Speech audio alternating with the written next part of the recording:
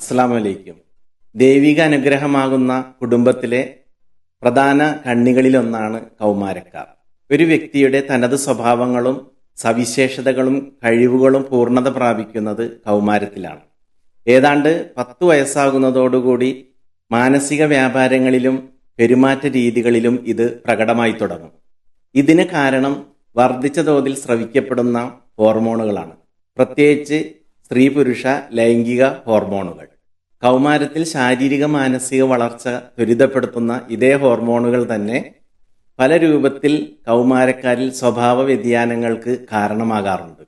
ഇത് മാതാപിതാക്കളും അധ്യാപകരും സമൂഹവും വേണ്ടത്ര പരിഗണിക്കാതെ കൗമാരക്കാരുടെ സ്വഭാവ ദൂഷ്യങ്ങളായി ചിത്രീകരിക്കുന്നത് അപകടകരമാണ്.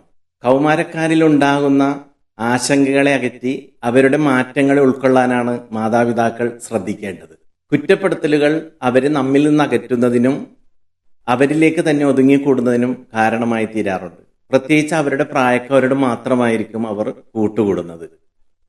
കൗമാരക്കാരിലുണ്ടാകുന്ന മാറ്റങ്ങളെ പോസിറ്റീവായി കാണാനും അവരുടെ ആശങ്കകൾ അകറ്റി ആത്മവിശ്വാസം പകർന്നു കൊടുക്കാനുമാണ് രക്ഷിതാക്കൾ ശ്രദ്ധിക്കേണ്ടത്. വീടകങ്ങൾ അവർക്ക് തടവറകളായി അനുഭവപ്പെടരുത്.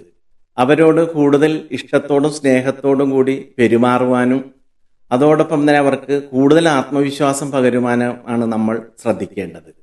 അവരുടെ അഭിപ്രായങ്ങൾക്ക് വില കൽപ്പിക്കുകയും അവരെ വിശ്വാസത്തിലെടുക്കുകയും വേണം. അവരുടെ ഒരു അടുത്ത സുഹൃത്തായി മാറുവാനാണ് നമ്മൾ ശ്രമിക്കേണ്ടത്.